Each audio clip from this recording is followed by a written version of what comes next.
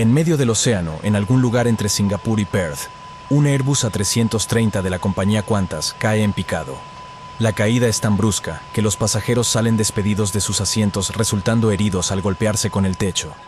Mientras, en la cabina, los pilotos luchan por sus vidas, pero en realidad nadie sabe lo que está ocurriendo en estos momentos. ¿Qué está causando esta brusca caída en picado del Airbus A330 de Qantas? ¿Serán capaces los pilotos de estabilizar la aeronave o acabarán impactando contra el océano? Esta es la historia del vuelo 72 de Qantas. Una historia donde el pánico y los desafíos extremos se unen para demostrar de lo que es capaz el ser humano. A las 9:30 del 7 de octubre de 2008, 315 pasajeros, entre ellos 12 miembros de la tripulación, se embarcaron en el Airbus A330 del vuelo 72 de Qantas, con una duración de unas 5 horas, desde el Aeropuerto Internacional de Singapur con destino a Perth, en Australia. Era un día soleado, con cielos despejados, vientos ligeros y poco tráfico aéreo en el área de Singapur. Todo apuntaba a que tendrían un vuelo excepcional. El capitán era Kevin Sullivan, un expiloto de la Marina, donde fue incluido en un selecto grupo de pilotos de combate más destacados del mundo. Se le conocía por enfrentar eventos desafiantes. Su habilidad y experiencia eran innegables. Tenía unas 13.600 horas de vuelo acumuladas, de las cuales casi 2.500 horas fueron en el Airbus A330. Se unió a Qantas en el año 86, donde voló en el Boeing 747 y el 767, además del Airbus A330. Junto con él en cabina se encontraban el primer oficial Peter Lipset, que también tuvo sus inicios en el ejército y se unió a Qantas en el año 96. Lipset tenía 11.600 horas de vuelo, de las cuales 1.900 fueron en el A330. También se encontraba en cabina el segundo oficial Ross Hales, con 2.100 horas de vuelo, 480 de ellas en el Airbus A330. El Airbus A330 fue entregado a la compañía Qantas en noviembre de 2003, inicialmente como un A330-301. Esta aeronave fue rediseñada en 2004 y por un cambio de motores pasó a ser un A330-303, mientras los pilotos programaron la ruta desde Singapur hasta Perth en el ordenador de a bordo. No era la primera vez que volaban juntos, pero esta vez nada les hacía sospechar que estaban a punto de ser puestos a prueba. El vuelo 72 de Qantas salió puntual de la puerta de embarque, una vez que cargaron combustible y los 303 pasajeros habían embarcado. Con el avión en ocupación completa, pusieron en marcha los motores y se dirigieron hasta la pista de despegue. El A330 del vuelo Qantas 72 llegó a la pista asignada.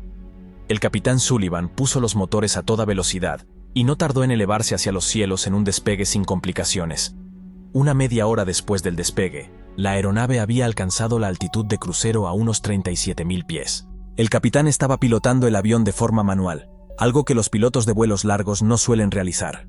Sin saberlo, estaba a punto de ser puesto a prueba de una manera asombrosa y dramática. Los pasajeros se acomodaban para el viaje. Apenas acababan de apagar la señal de abróchense los cinturones, cuando repentinamente, en cabina, una luz de alerta se iluminó en el panel. El capitán Sullivan activó el piloto automático para poder investigar lo que estaba ocurriendo. Mientras tanto, el primer oficial procedió a apagar la advertencia según el protocolo, para evitar distracciones. Mientras ambos pilotos resolvían el problema, dirigieron su atención al mensaje de error que aparecía en la pantalla central, conocida como ECAM, o monitor electrónico centralizado de la aeronave. Este mensaje indicaba: aire, purga del motor, señalando un fallo en el sistema encargado de extraer aire del motor e introducirlo en la cabina para presurizarla.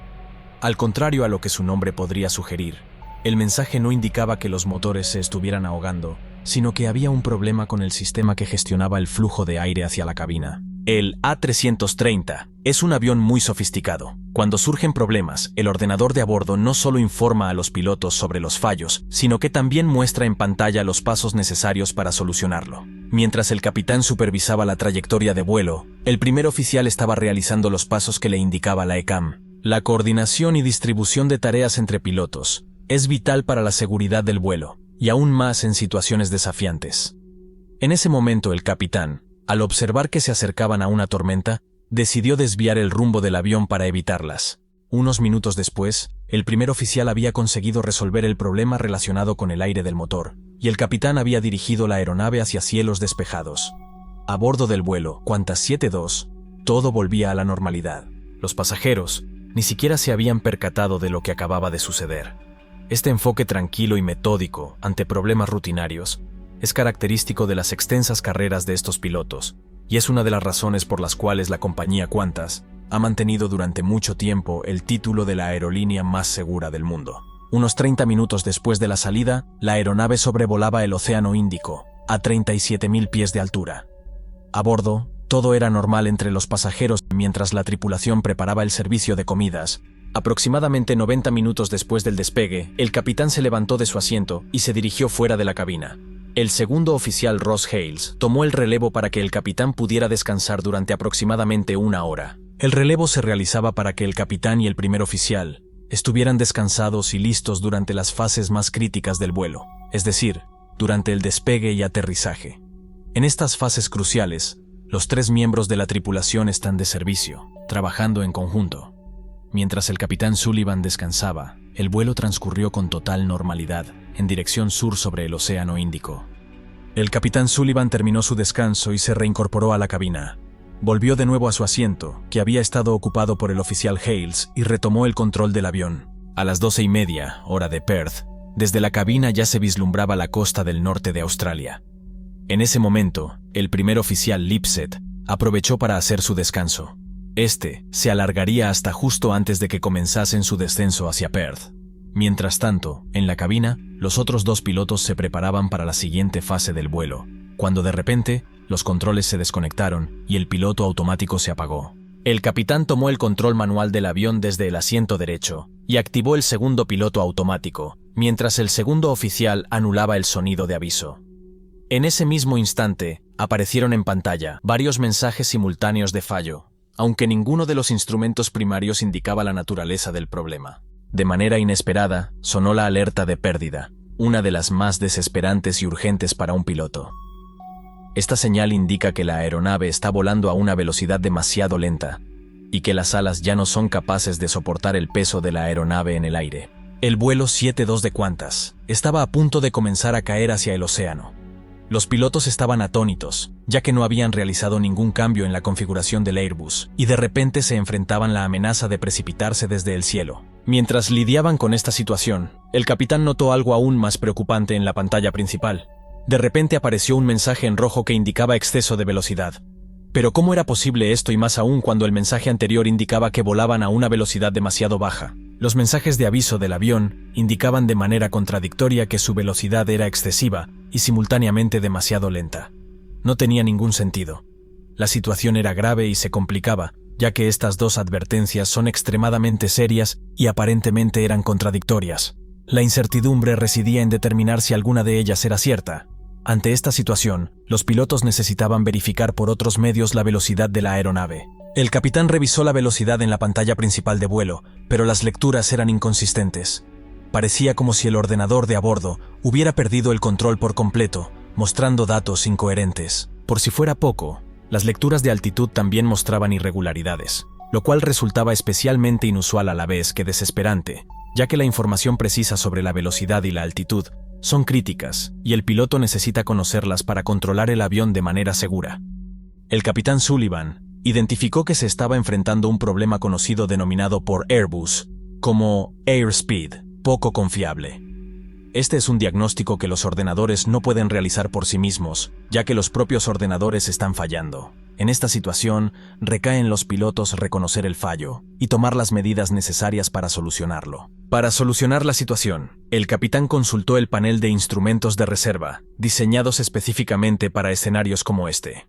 Las lecturas de estos instrumentos parecían mucho más confiables. Comparó estas lecturas con los instrumentos del segundo oficial, y las lecturas coincidían. Aunque podría haber continuado el vuelo basándose en los instrumentos de reserva y los del segundo oficial, rápidamente se dio cuenta de que esta situación no coincidía con el escenario normal de airspeed poco confiable que había practicado en los simuladores en numerosas ocasiones. La pantalla de navegación estaba completamente en blanco, indicando que el problema iba más allá de un simple indicador de velocidad defectuoso. Rápidamente, el capitán Sullivan pidió al segundo oficial Hales que llamara al primer oficial para que viniese a la cabina. La situación requería que los 3 miembros de la tripulación de cabina uniesen fuerzas para poder entender el problema. A pesar del caos en la cabina de los pilotos, ni los pasajeros ni las azafatas eran conscientes de la situación. Acababan de terminar con el servicio de comidas, e incluso algunos de los asistentes de vuelo se habían retirado para descansar antes del descenso hacia Perth. Los problemas que se originaron en la cabina empezaron a afectar seriamente al resto del avión. El capitán Sullivan decidió desconectar el piloto automático, sin tener información clave como la velocidad y la altitud, ya que no confiaba en el piloto automático para controlar de manera segura el avión. El capitán tomó el control manual de la aeronave, a una altitud de 37.000 pies.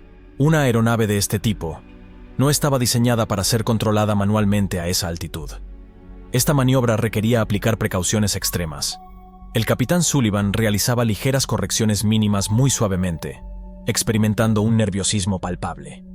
Para monitorizar la velocidad y altitud, utilizaba el panel de instrumentos de reserva y las pantallas del primer oficial. A pesar de los intentos del primer oficial por silenciar las alarmas, estas continuaban sonando por toda la cabina, generando una atmósfera estresante y confusa.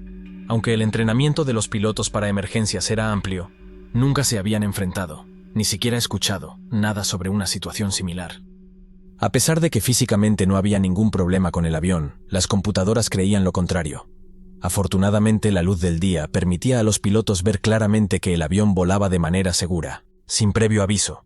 La aparente normalidad del vuelo 72 estaba a punto de desvanecerse. De repente, el morro del avión descendió suavemente, generando una extraña vibración que el primer oficial, ubicado en el pasillo, percibió a través del suelo y notó la disminución de la potencia del motor. El capitán, sujetando firmemente los controles, se preparó para lo inesperado. No tenía el control de los mandos, tampoco había turbulencias y no había realizado ninguna acción en la aeronave. El morro del avión descendió súbitamente, seguido de una violenta caída. El capitán se mantuvo a duras penas en su asiento, sujeto por el cinturón de seguridad mientras el avión se sacudía.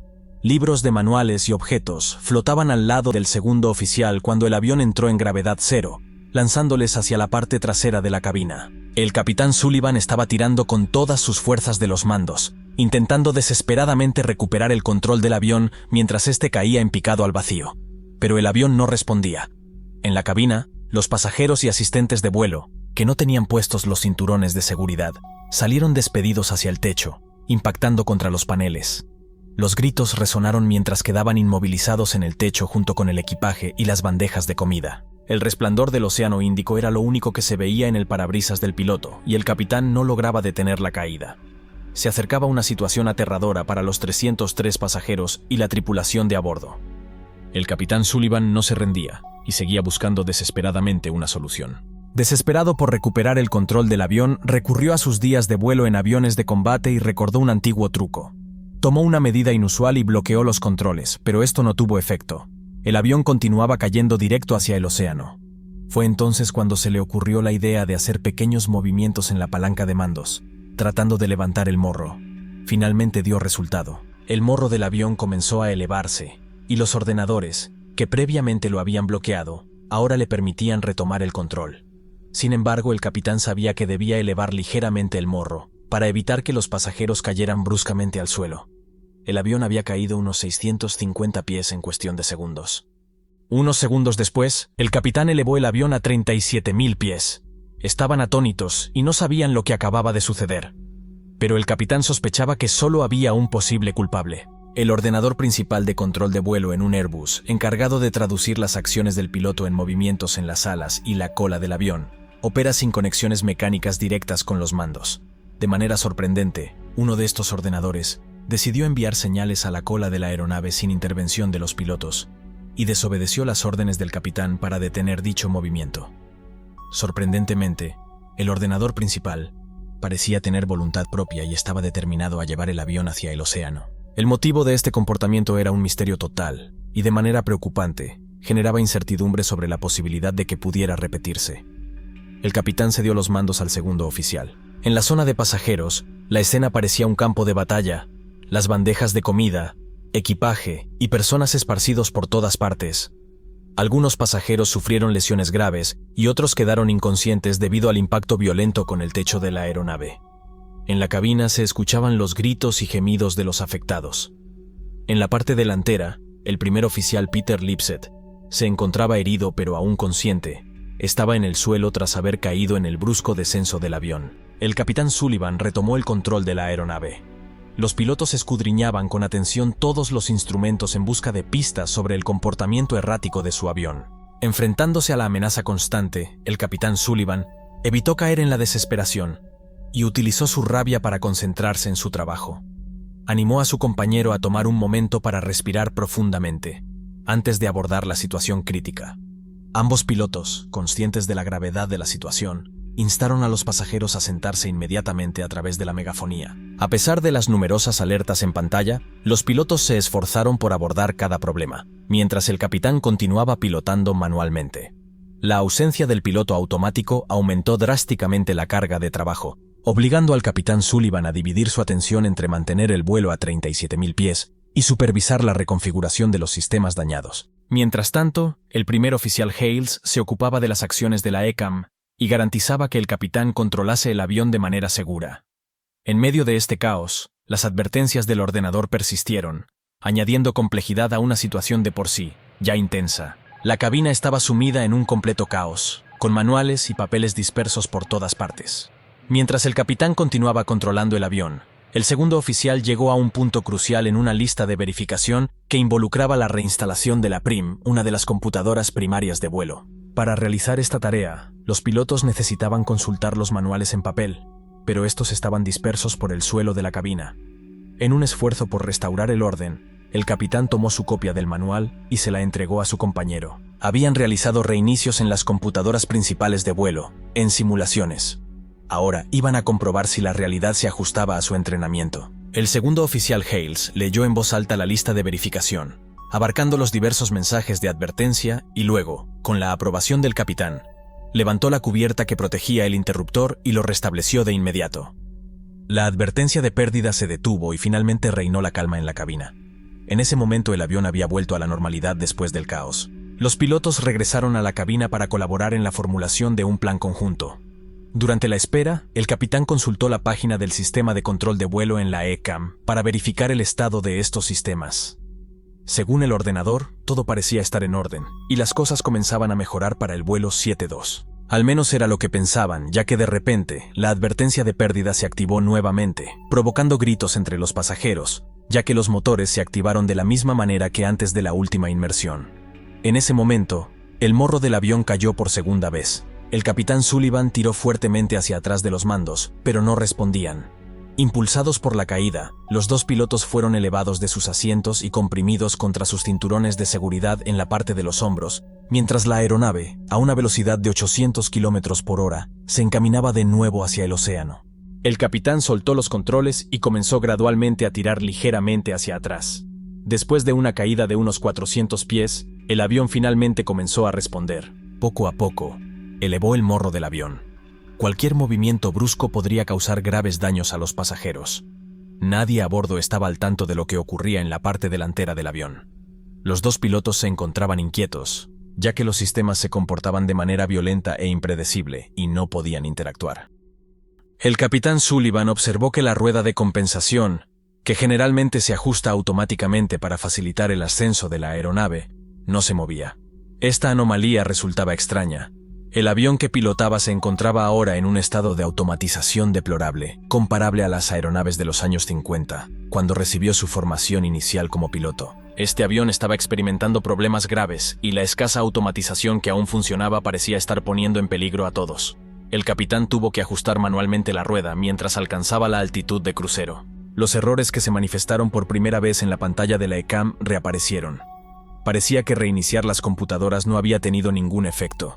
Las advertencias de pérdida y exceso de velocidad persistieron, sumiendo a los pilotos en una sensación abrumadora de impotencia. Mientras el primer oficial revisaba nuevamente los mensajes de error, se encontró con el peor de todos. PRIM 3, la computadora de control de vuelo que había fallado anteriormente, lo hacía de nuevo. El sistema ECAM les indicaba que reiniciaran dicha computadora. Al mirar el interruptor, ahora iluminado con una luz de fallo, intercambiaron miradas recordando la última vez que habían presionado ese botón y el caos que había resultado. El oficial estaba a punto de presionar el interruptor, pero esperó la confirmación del capitán para proceder. El capitán Sullivan respondió de inmediato. No, no lo hagas. Quería evitar reiniciar en ese momento, por si de nuevo entraban en caída. Primero quería asegurarse de tranquilizar a los pasajeros, informándoles que estaban luchando contra la situación del avión. El capitán Sullivan se comunicó por megafonía con los pasajeros, solicitándoles que permanecieran con los cinturones abrochados. Sin embargo, justo cuando los pilotos creían que la situación no podía empeorar, se activaron una serie de alertas y luces de aviso en la pantalla de la ECAM. Los mensajes de advertencia aparecían y desaparecían rápidamente, señalando un colapso total en la aeronave. La confianza en las computadoras disminuyó, ya que los pilotos no recibían respuestas claras de los instrumentos. En un intento de apagar las alarmas, el segundo oficial, Hales, presionó el botón de cancelación de emergencia. Sin embargo, no hubo respuesta alguna. A pesar de presionar el botón repetidamente, las advertencias persistían. Este sistema, también controlado por computadora, al igual que el resto, estaba fallando. Los sistemas, que originalmente fueron diseñados para asistir a los pilotos, ahora se habían convertido en sus mayores obstáculos. Aún estaban a 2 horas de Perth, y la idea de mantenerse en el aire durante ese tiempo resultaba aterradora. Llamaron nuevamente al primer oficial para que volviera a la cabina. Necesitaban toda la ayuda posible para hacer frente a esta situación. En cuestión de momentos, el primer oficial irrumpió en la cabina después de obtener permiso del capitán, ocupando su asiento y relevando al segundo oficial. Informó acerca de la precaria situación en la cabina de pasajeros y comentó que no se encontraba bien debido al impacto sufrido. Sin embargo, consciente de que esta cuestión podía esperar, los 2 pilotos más experimentados, ahora al mando del vuelo 72, necesitaban concentrarse por completo en la tarea. El capitán Sullivan compartió con el primer oficial la situación actual. Le explicó que las caídas eran generadas por la computadora y que no podía detenerlas mediante los controles convencionales. A pesar de su experiencia, entrar rápidamente en acción resultaba difícil, ya que desconocían la naturaleza exacta del problema. En resumen, el capitán señaló que el avión había descendido repentinamente. Intentó detenerlo y no pudo lograrlo. El oficial Lipset propuso que declarasen una emergencia al control de tráfico aéreo y desviasen el vuelo hacia Learmonth, un aeródromo militar ubicado aproximadamente a 150 kilómetros de su posición actual, en la ciudad de Exmouth, en Australia Occidental. El capitán Sullivan estuvo de acuerdo. Ya que los ordenadores podrían provocar otra caída en cualquier momento, la prioridad era aterrizar urgentemente. Aunque el capitán no estuvo de acuerdo con Lipset respecto a la necesidad de declarar un Mayday, decidió optar por un PAN. En términos internacionales, un PAN indica que hay un problema grave en el vuelo, pero que el avión y las vidas a bordo no están en riesgo. Por otro lado, un Mayday indica una amenaza seria para las vidas y la necesidad de asistencia de emergencia. El capitán aún no estaba al tanto del alcance completo de las lesiones sufridas por los pasajeros y necesitaba más información antes de justificar la declaración de un Mayday.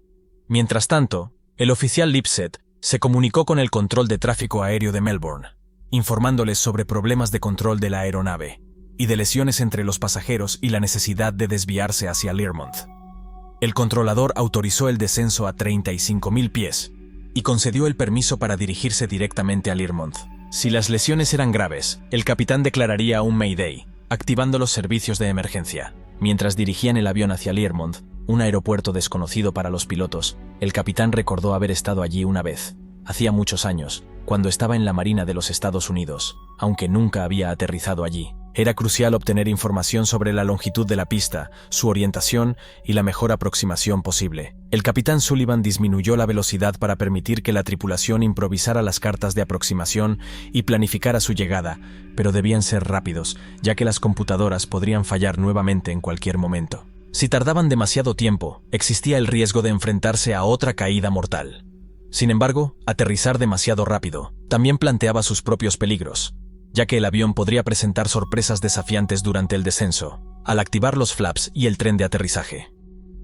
Esta emergencia no aparecía en los manuales, pero a pesar de la tensión, los pilotos abordaron la situación de manera profesional, poniendo a prueba sus habilidades, experiencia y capacidad para trabajar bajo presión.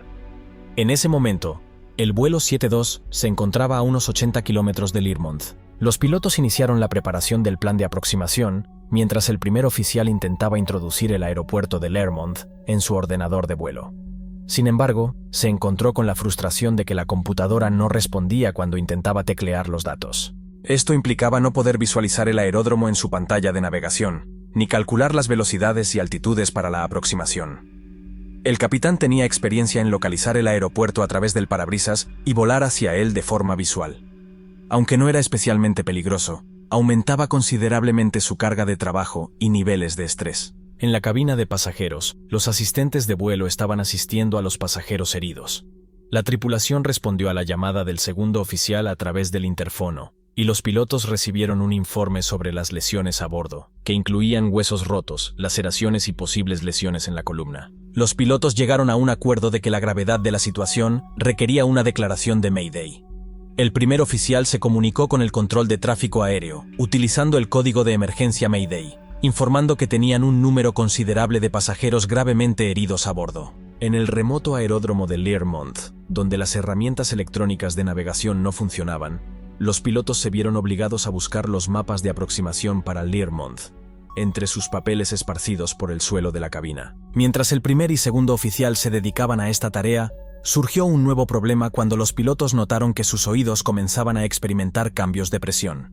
Al verificar el sistema de presurización de la cabina, confirmaron que también estaba fallando. Esto implicaba que a medida que el avión descendía, los pilotos tendrían que ajustar manualmente la presión de la cabina para garantizar que hubiera oxígeno, un desafío adicional en medio de la compleja emergencia. El segundo oficial Hales se encargó de supervisar la presión de la cabina, permitiendo que sus compañeros se enfocaran en llevar la aeronave hacia el aeropuerto y realizar los preparativos para el aterrizaje. El capitán Sullivan necesitaba conocer los problemas específicos de la aeronave. Aunque Sullivan y Lipset revisaron meticulosamente los numerosos elementos que aparecían en la pantalla electrónica, dada la condición de la aeronave, existía la posibilidad de que hubiera problemas no informados por las computadoras. Utilizó el teléfono satelital para contactar con la unidad de mantenimiento de Qantas en Sydney. Dado que la A330 es una aeronave moderna, envía datos de manera continua a la base de la aerolínea. En caso de que hubiera problemas adicionales que no fueran evidentes para los pilotos, la unidad de mantenimiento podría identificarlos. El segundo oficial, Hales, localizó los mapas del aeropuerto, lo que les permitiría planificar la aproximación. Su ayuda sería crucial según descendían hacia el aeropuerto. Dado que Learmonth carecía de control de tráfico aéreo, los pilotos tenían que asumir el papel de ser sus propios controladores, vigilar el tráfico aéreo y comunicar su presencia a otros aviones, mientras se dirigían hacia la pista de aterrizaje. El capitán Sullivan estaba preocupado ante la posibilidad de que el avión volviera a caer. En este caso, el avión no tendría suficiente altitud para recuperarse de la caída. Sullivan se esforzaba por minimizar las posibilidades de este evento, pero también se preparaba para un último recurso, una técnica que había aprendido durante su experiencia como piloto de combate. El plan de Sullivan consistía en esperar sobre el aeropuerto y descender gradualmente a una altitud de 10.000 pies. Los pilotos desplegarían los flaps en ese momento, preparándose para el aterrizaje con los flaps extendidos. Sullivan realizaría comprobaciones de control, girando el avión a la izquierda y derecha para asegurarse de que todo estuviera en orden antes de continuar con el descenso, y llevar a cabo un aterrizaje de aproximación en la pista 36, la pista norte en Learmonth. El primer y segundo oficial estuvieron de acuerdo. El primer oficial al mando de la aeronave comunicó las intenciones del vuelo a través de la radio para informar a otros aviones, ya que no había control de tráfico aéreo para gestionar la situación.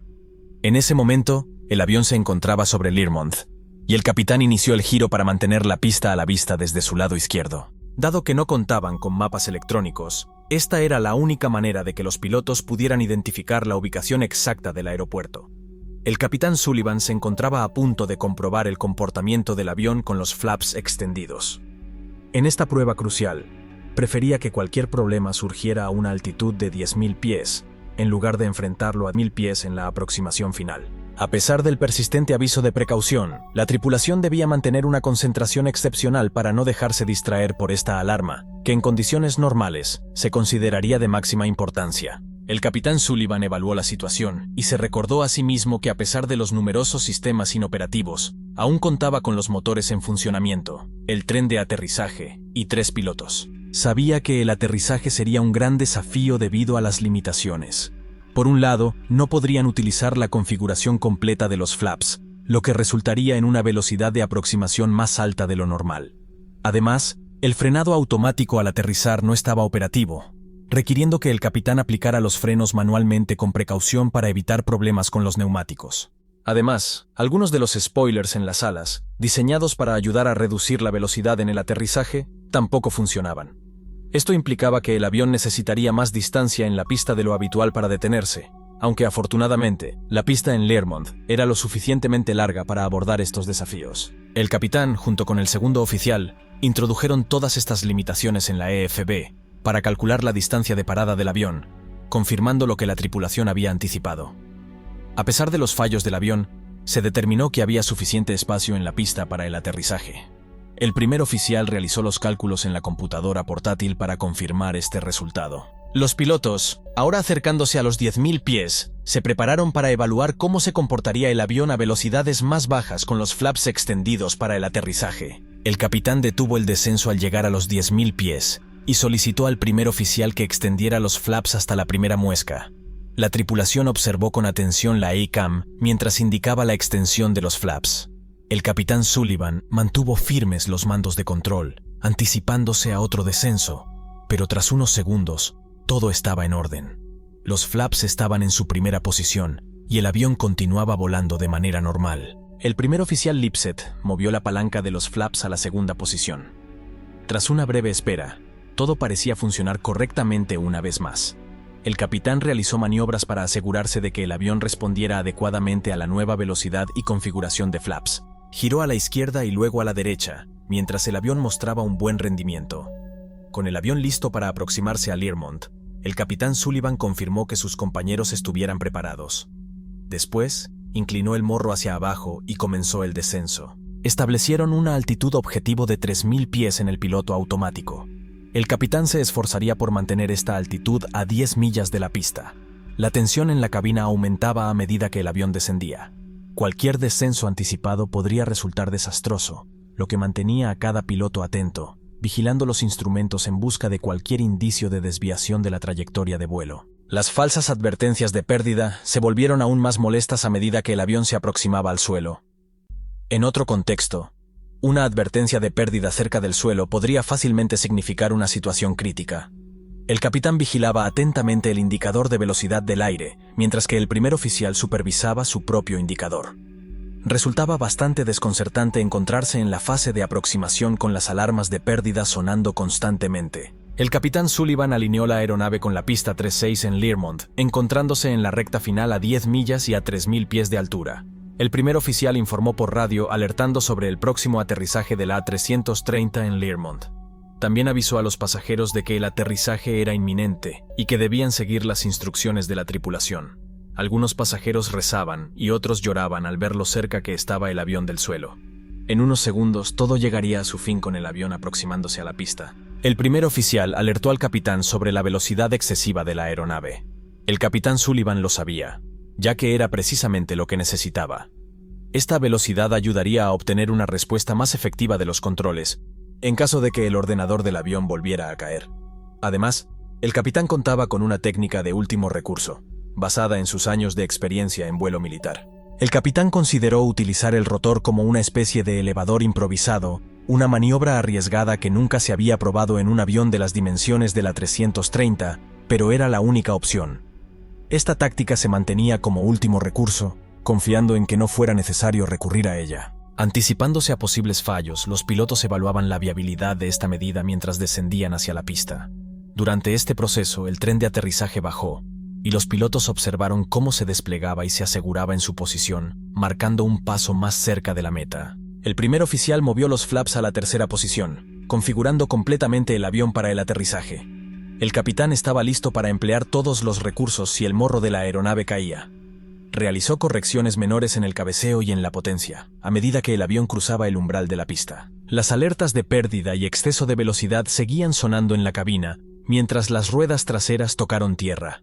Con habilidad, el capitán Sullivan accionó los frenos y bajó suavemente el morro. En la parte trasera del avión, los pasajeros estallaron en aplausos, concluyendo así el aterrizaje del vuelo 72. Los servicios de emergencias esperaban en tierra para recibir a las 315 personas a bordo.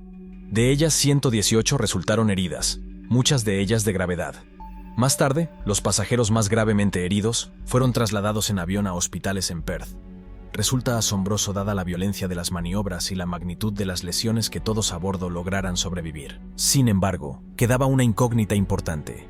¿Qué provocó una pérdida de control tan devastadora? El A330 tenía un historial de seguridad destacado.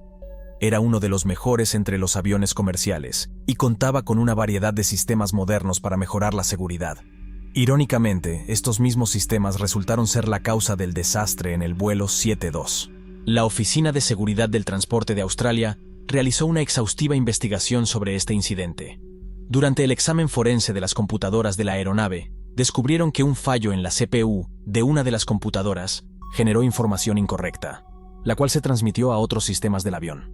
Esto resultó en lecturas erróneas en el indicador de velocidad aéreo y altímetro del capitán, así como en múltiples advertencias de la ECAM. La consecuencia de estos datos incorrectos fue que las computadoras interpretaron la posición de la aeronave como si estuviera inclinada a 50 grados hacia arriba, en relación con el flujo de aire. Esto llevó a las computadoras a empujar el morro hacia abajo para corregir la posición. En realidad, el avión volaba de manera nivelada. Aunque la causa inicial de este fallo no pudo determinarse completamente, en los días posteriores al incidente, Airbus desarrolló un procedimiento para que los pilotos lo siguieran en caso de experimentar advertencias similares a las que ocurrieron en el vuelo 72. Varios equipos de vuelo se encontraron con el mismo problema en los meses siguientes, pero afortunadamente, cada uno pudo llevar a cabo este nuevo procedimiento antes de que la situación empeorara. Desde entonces, el software de todos los A330 ha sido modificado para evitar que este tipo de datos incorrectos conduzcan a situaciones similares a las que tuvieron lugar en el vuelo 72 de Qantas.